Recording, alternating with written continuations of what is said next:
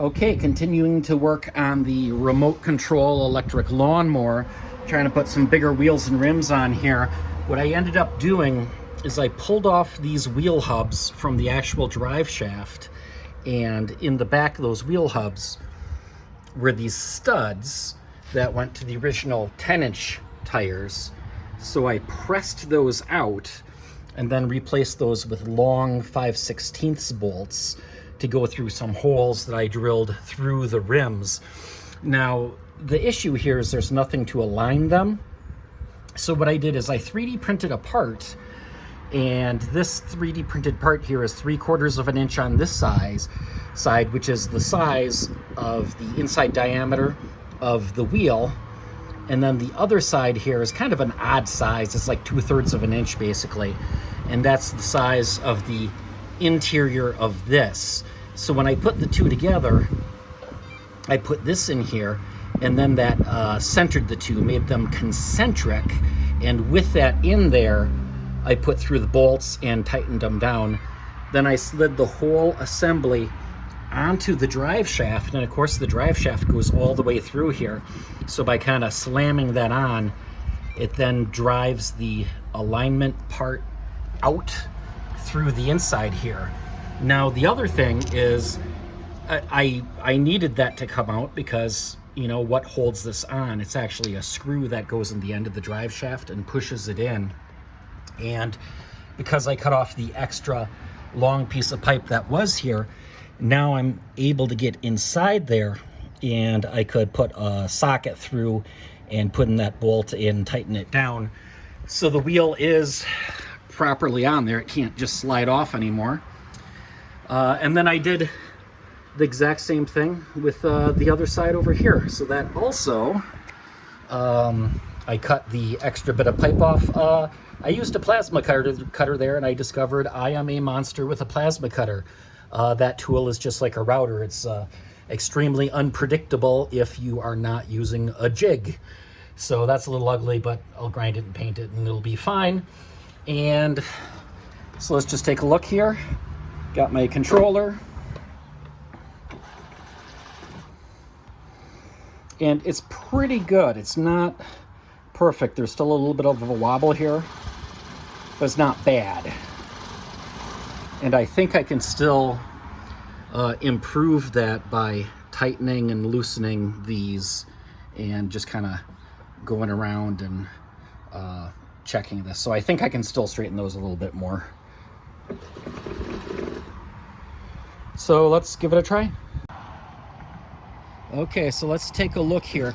This is the original 10-inch tire on a 4-inch rim, and now is the updated 13-inch tire on a 6-inch rim.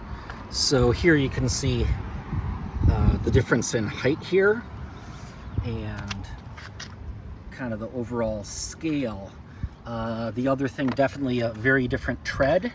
And one of the problems here is this is kind of roundish, so it's really only the middle part that's making contact with the ground, whereas this is sort of flatter.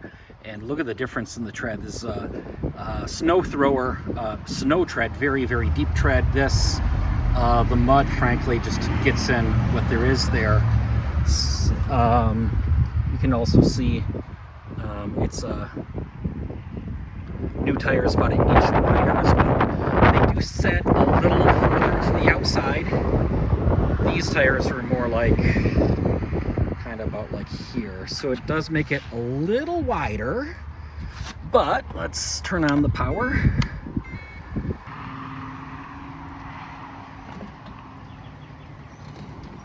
I'm not even gonna mow right now, I'm just gonna zip around. So I got a pretty steep bit of hill right over here going out to the road.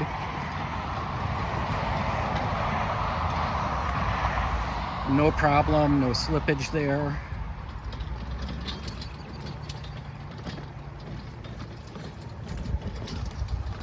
Let's turn on those headlights.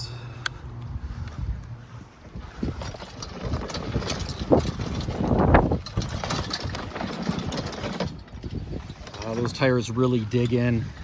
Now I'm a little afraid of tearing up my lawn. Right over here, this is a drainage. That's a culvert going under the driveway, so it's always very, very wet right here. very steep. No problem going up there. And there's a nice drop off hiding under that long grass in the culvert at the bottom of the address sign.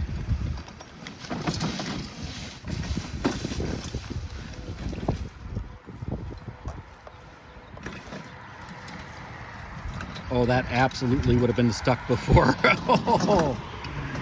And that was just me intentionally going in there.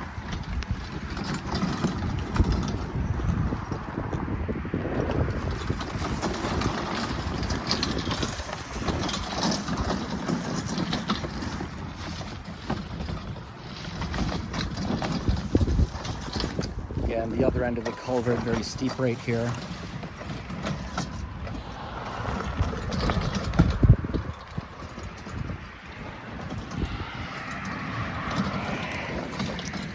No problem. Looks like it's new tires are really working with flying colors.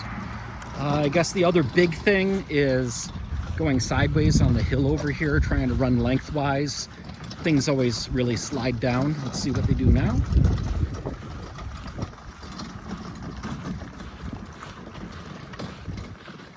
Yeah, that's actually tracking pretty nicely.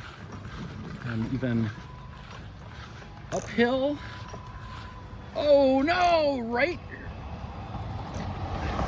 And I'm telling you, that's pretty steep right there. Oh, there we go, sure. Okay, I think with the larger diameter tires right there, it takes a little more current. So we may have been bumping up against the current limit right there.